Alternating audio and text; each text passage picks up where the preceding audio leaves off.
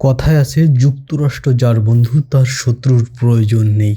Iran যেন সেই প্রবাদের সর্বোৎকৃষ্ট উদাহরণ। আমরা এখন দেখি যুক্তরাষ্ট্র ইরান চিরশত্রু, কিন্তু তাদের সম্পর্কের গল্পটা সবসময় এমন ছিল না। বিংশ শতাব্দীর মাঝামাঝি ক্ষমতায় এসে তেল সম্পদকে জাতীয়করণ করেন মোহাম্মদ মোসাদ্দেক। আধুনিক ইতিহাসে তাদের মধ্যে সেই স্বার্থের সংঘাত শুরু। এরপর ব্রিটিশ মার্কিন ষড়যন্ত্রে উৎখাত হন মোসাদ্দেক সরকার। পারস্য মুলুকের মসনদে বসানো হয় রেজা শাহ পাহলভীকে। সে সময় সামরিক অর্থনৈতিক সহযোগিতার নামে দুই দেশের বন্ধুত্ব দৃঢ় হয়। এর মধ্যে মধ্যপ্রাচ্যে রুশ প্রভাব রুখতে ইরান হয়ে ওঠে ওয়াশিংটনের কৌশলগত ঘাঁটি। তখন ইসরায়েল ছিল ইরানের পরম মিত্র।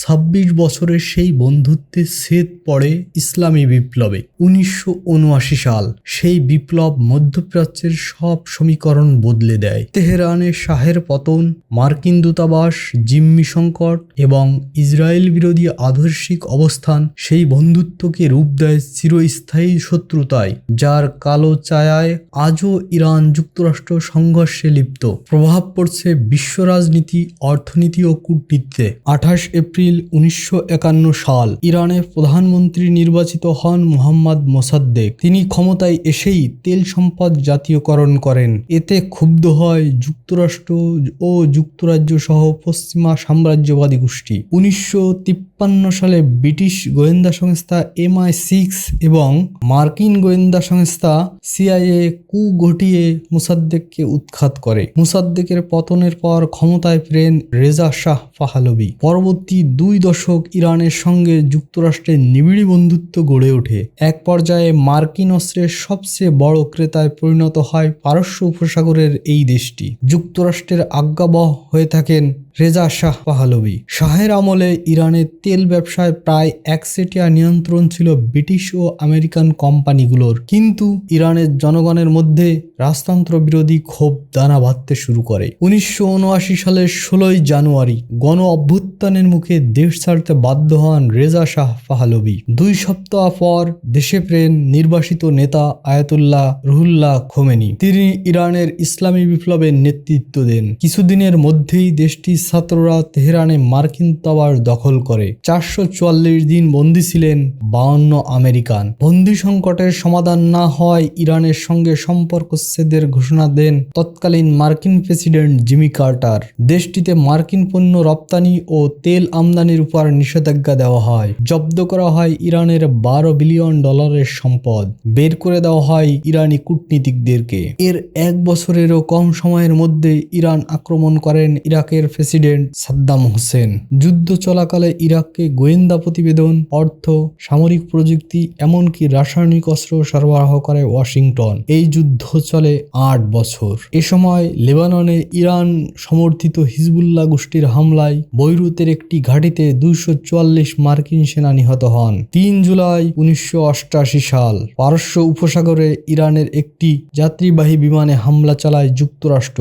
এতে নিহত হয় ইরানের ২৯০ যাত্রী। এ ঘটনায় যুক্তরাষ্ট্র ইরান সম্পর্ক আরও তিক্ততায় রূপ নেয়। এর মধ্যে পারমাণবিক কর্মসূচি চালিয়ে যায় ইরান। তেহরান পারমাণবিক অস্ত্র তৈরির চেষ্টা করছে এমন অভিযোগে দেশটিকে বিশ্ব থেকে বিচ্ছিন্ন করার প্রচার চালায় বিল ক্লিন্টন প্রশাসন। ১৯৯৬ সালে ব্রিটিশ কোম্পানিগুলোর ইরানে বিনিয়োগের উপর নিষেধাজ্ঞা দেয় ওয়াশিংটন। ১৯৯৮ সাল থেকে পরবর্তী ২ বছর মোহাম্মদ খাতামি সরকারের সঙ্গে সম্পর্ক স্বাভাবিক করার আগ্রহ প্রকাশ করেন মার্কিন প্রেসিডেন্ট বিল ক্লিন্টন। এজন্য রোডম্যাপ ও ঘোষণা করা হয়। সে সময় সম্পর্ক কিছুটা স্বাভাবিক হয় এবং ইরানের পণ্য আমদানির উপর নিষেধাজ্ঞা তুলে নেয় যুক্তরাষ্ট্র। ২০০৫ সালে মাহমুদ আহমাদিনেজাদ ইরানের প্রেসিডেন্ট হওয়ার পর যুক্তরাষ্ট্রের সঙ্গে সম্পর্কের আবারও অবনতি ঘটে। ইরান এ সময় পরমাণু কার্যক্রম জোরদার করে। এজন্য মার্কিন প্রেসিডেন্ট জর্জ ডব্লিউ বুশ ইরানকে সন্ত্রাসের রপ্তানি হানিকারক হিসাবে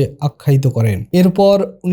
এরপর 2015 সালে মার্কিন প্রেসিডেন্ট বারাক ওবামা যুক্তরাষ্ট্র ও জোট রাষ্ট্রগুলোর সাথে ইরানের পরমাণু কার্যক্রম স্থগিতকরণ চুক্তি করায় বৈরিতার সেই বরফ কিছুটা গলে। 2017 সালে প্রথম মেয়াদে যুক্তরাষ্ট্রের প্রেসিডেন্ট হওয়ার পর ডোনাল্ড ট্রাম্প 2018 সালে ইরানের সঙ্গে 6 বিশ্বশক্তির করা পরমাণু চুক্তি বাতিল করেন।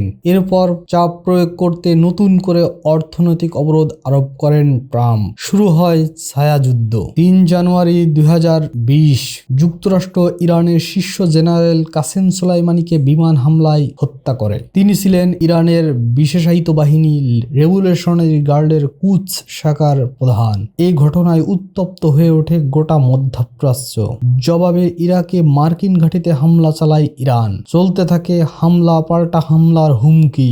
ইরানের মিত্র ইয়েমেনের হুতি বিদ্রোহী, লেবাননের হিজবুল্লাহ ও ফিলিস্তিনের হামাসের সঙ্গে সংঘাতে জড়ায় যুক্তরাষ্ট্র তাদের মিত্র ইসরায়েল। 2024 সালের 1 এপ্রিল সিরিয়ার দামেস্কে ইরানি দূতাবাসে বোমা হামলা চালায় ইসরায়েল। এর জবাবে 13 এপ্রিল ইসরায়েলের অভ্যন্তরে হামলা চালায় ইরান ও তার মিত্ররা। 13 জুন 2025 ইরানে ব্যাপক হামলা চালায় ইসরায়েল। পারমাণবিক স্থাপনা এবং সামরিক ও ঊর্ধ্বতন কর্মকর্তাদের টার্গেট করে বিমান হামলা চালায় তেল আবিব। এর মধ্যে 23 জুন ইরানের ফোর্দো, নাতানজ ও ইস্পাহান পারমাণবিক কেন্দ্রে বিমান হামলা করে বসে যুক্তরাষ্ট্র।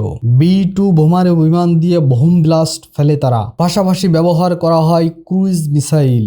জবাবে 23 জুন যুক্তরাষ্ট্র পরিচালিত কাতারের আল উদাইদ বিমান ঘাঁটিতে আক্রমণ করে ইরান। এরপর থেকে দুই দেশের মধ্যে ক্রমেই উত্তেজনা বাড়ছে। চলছে হামলা পাল্টা হামলার হুমকি। এরপর দ্রব্যমূল্যের ঊর্ধ্বগতি ও ইরানি রিয়ালের দরপতনে ক্ষুব্ধ ব্যবসায়ীরা 2025 সালের 28 ডিসেম্বর তেহরানে বিক্ষোভ শুরু করেন। পরে এ আন্দোলন রূপ নেয় সরকার বিরোধী আন্দোলনে, আর তাতে দমনপীড়ন চালায় খামেনি প্রশাসন।